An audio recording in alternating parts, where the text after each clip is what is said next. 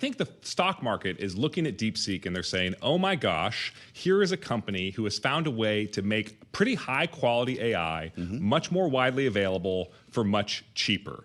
So therefore, the price performance of a company like OpenAI, how are they going to justify that cost when suddenly it's so cheap to make? And the Jevons Paradox has a really important answer to everybody who's out there shorting Nvidia or shorting Microsoft right now. It basically says that as something becomes cheaper, people want more of it. So Jevons, the observation actually dates back to the Industrial Revolution, where he pointed out that steam engines are getting more and more energy efficient, but we keep using more and more coal. Because as we get more energy efficient, then you can economically justify using coal in an application that you couldn't before. The exact same thing is true in computing. The cost of one flop, one operation of computing, has dropped by, I don't know, 20 trillion fold since, the 1950s when we first invented computers. But are we using more computers or are we using less computers? Are companies making more money selling computers or less money selling computers? The basic point here is that Microsoft is, thank goodness AI is so cheap, because now the universe of people who are going to want to buy it from me just grew a lot. Fascinating. What does this mean for the energy companies, by the way? It's not just the Nvidias that are down. It's the Constellations and the others that we've been talking so much about. Clean, renewable. Is it going to be nuclear? Will we still need expensive energy if Jevons correct? Well, it's the exact same phenomenon. Decline in price as well? No, it's the exact same phenomenon, just applied to the energy. If you go back 10 years, how much was data centers as a share of the U.S. electrical grid demand? It was hardly anything. But at the exact same time that computer chips got more powerful, that algorithms got more efficient, suddenly data centers are actually a pretty reasonable chunk of the U.S. grid. And now it's looking like they're going to consume a lot more. Well, increasing efficiency has already been a part of that story. An Nvidia chip today is literally 10,000 times more efficient than an Nvidia chip a decade or two ago.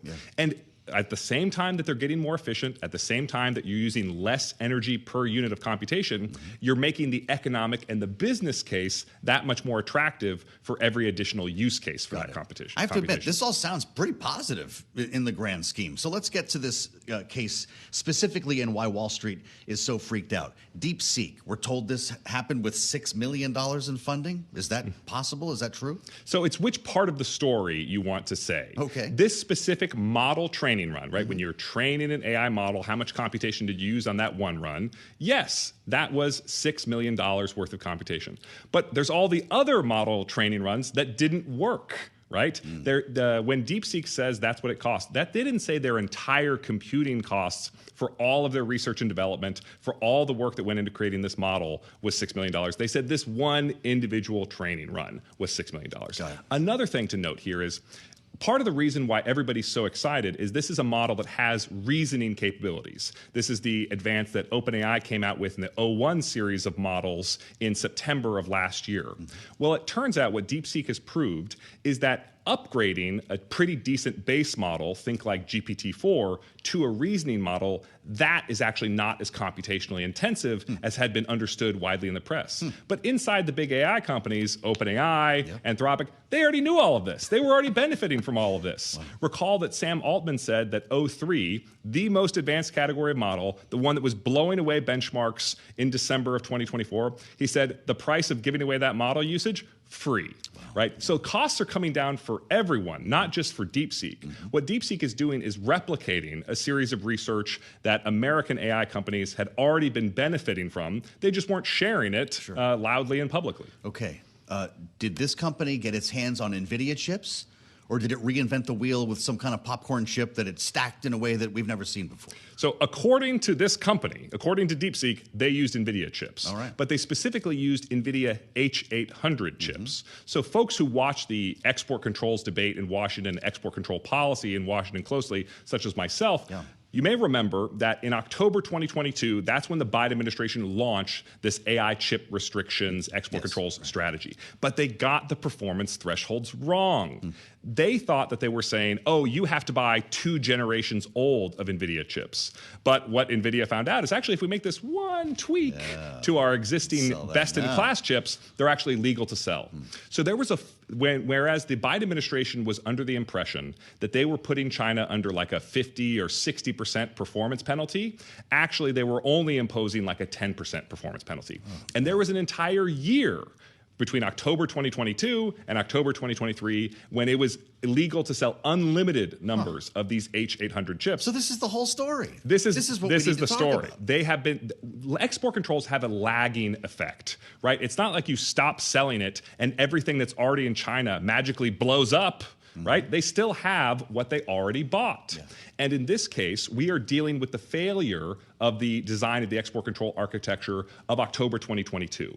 Later this year, we're going to start living through the success story of the October 23 architecture, the December 2024 architecture, and it came out of the mouth of DeepSeek's CEO. He said, the #1 challenge my company faces is U.S. export controls, right? When Biden and Xi Jinping meet to discuss foreign policy issues, time and again, I've heard this from Biden administration officials, time and again, Xi Jinping changes the topic back to these export controls and why he needs them to go away immediately.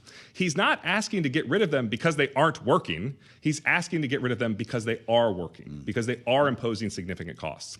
Now, I don't want to suggest that there's no legitimate technical innovation underpinning this new DeepSeek model release. There's some legitimately impressive stuff in here. Folks who work at American AI labs are reading these papers. They are seeing innovations they can use. But think about what advantages America can secure that are durable and hard to replicate, and what advantages China can secure that are durable and hard to replicate. All of the algorithmic innovation, all of the architectural innovation that is represented in this DeepSeek model, 100% of it is available to American AI companies. They get to copy any new innovation. By contrast, all the computational advantages that American companies have, Chinese companies can't copy that because they can't make the chips. Fascinating. So I'm listening to you, and I'm amazed by everything you're telling me, and I'm wondering why all these stocks are down today. Well, you're making the case to buy Nvidia. Well, I would say in the long term, the stock market is based on truth. Sure. But in the short term, sometimes it's based on vibes. So and the vibes have been pretty bad today. Is what's going on. That would be my strong impression. I mean, this isn't Blackwell we're talking about. It's not Rubin we're talking about. Right. We're talking about DeepSeek, and it's legitimately important, right? This is an update in what people think is possible, but it's an update that folks who have been living in the AI industry are familiar with, right? Right now, we're living in the world of GPT-4 as the base model, O1 as the sort of reasoning model updates. But I remember when GPT-2 came out, and it was trained on a supercomputer, and now it runs on my laptop. And I remember when GPT-3 came out, and it was trained on a supercomputer, and now it runs on my laptop. So the point is here, there's no real update in paradigm.